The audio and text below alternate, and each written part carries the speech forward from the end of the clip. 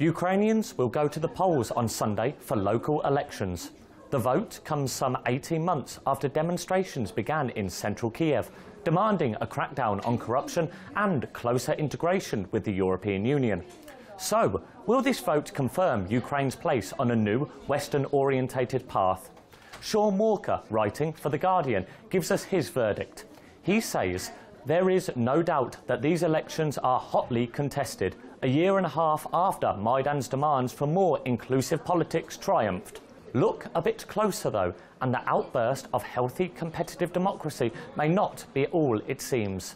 The stakes are high, but observers say much of the same dirty old tricks and cynicism for which the country's political system has been known for over the past 2 decades has not gone away."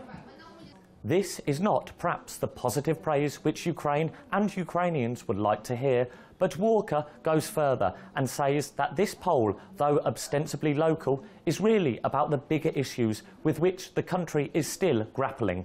He writes, "These local elections, a year and a half after Petro Poroshenko won a presidential election, are being fought mainly on national issues rather than municipal fare, such as potholes or nurseries. They are both a referendum on Poroshenko's rule and a jostle for power and influence among the oligarch and business clans that still dominate Ukraine."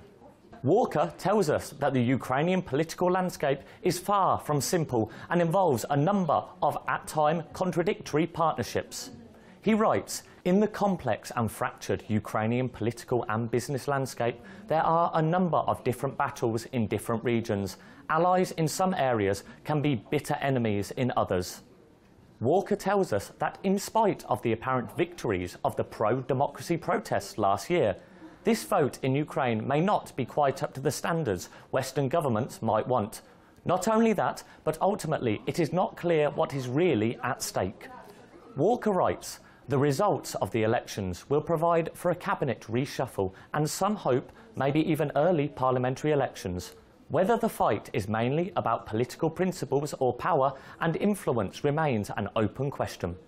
So, 2 years after Maidan, it seems clear that Ukraine is still working towards achieving a full and transparent democracy.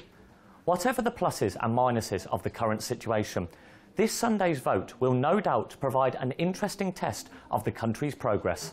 That is all we have time for today. Join us again tomorrow for another edition.